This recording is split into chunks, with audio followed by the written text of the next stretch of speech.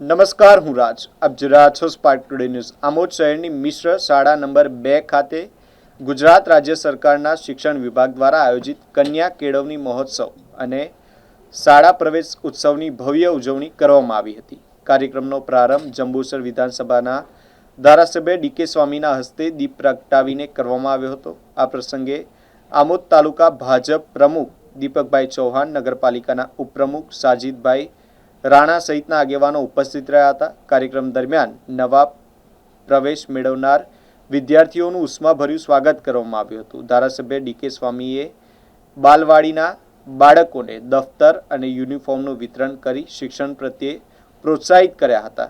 તેમણે શિક્ષણના મહત્વ અંગે માર્ગદર્શન આપતા જણાવ્યું હતું કે શાળામાં પ્રવેશ બાળકના ઉજ્જવળ ભવિષ્યનું પ્રથમ પગલું છે. આમોદ તાલુકાની પ્રાથમિક, માધ્યમિક અને જ્ઞાન શક્તિ રેસિડેન્શિયલ સ્કૂલ સહિત કુલ 32 શાળાઓમાં 22 થી 25 જૂન દરમિયાન શાળા પ્રવેશ ઉત્સવ અને કન્યા કેળવણી મહોત્સવનું આયોજન કરવામાં આવ્યું છે. શાળામાં આ કાર્યક્રમમાં શિક્ષણ વિભાગના અધિકારીઓ, શિક્ષકો, વાલીઓ, આગેવાનો અને મોટી સંખ્યામાં વિદ્યાર્થીઓ ઉપસ્થિત રહ્યા હતા.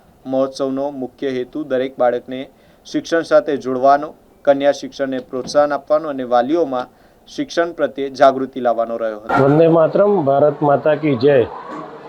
આજ રોજ આમોદ શહેરના મધ્યમાં આવેલ મિશ્ર શાળા 2માં આજે સરકાર દ્વારા દર વર્ષની જેમ શાળા પ્રવેશોત્સવ જે રાખવામાં આવે છે એ શાળા પ્રવેશોત્સવ આજે કન્યા અને કુમાર આ બંને મિશ્ર શાળામાં આજે શાળા પ્રવેશોત્સવ રાખવામાં આવ્યો, જેમાં અનેક બાળકોને આજે પ્રવેશ આપીને એમના જીવનમાં ખૂબ આગળ વધે, સરકારની જે યોજના છે, સરકારનો જે ધ્યેય છે, મોદી સાહેબનું જે સપનું છે કે છેવાડાનો માનવી, ગરીબ હોય, વંચિત હોય તે બાળક શિક્ષણ વગરનો રહી ના જાય, સારા શિક્ષણ વગરનો રહી ના જાય, એના માટેનું મોદી સાહેબ દ્વારા જે શરૂ કરવામાં આવેલું અભિયાન શાળા પ્રવેશોત્સવ આજે આમોદ ખાતે રાખવામાં આવ્યો. એમાં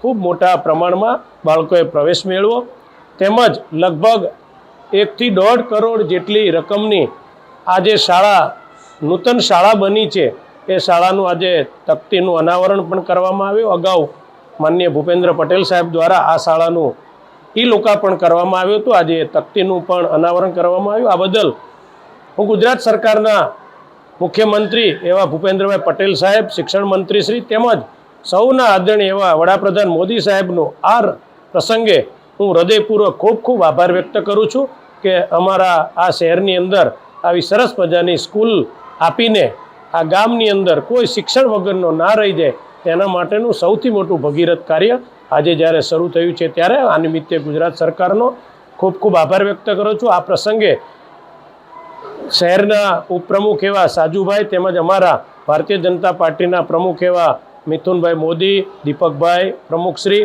તેમજ સૌ કાર્યકર્તાઓ અને સૌ શિક્ષકો તેમજ સૌ બાળકો ઉપસ્થિત રહી આ પ્રસંગને ખૂબ સારી રીતે શોભાયો.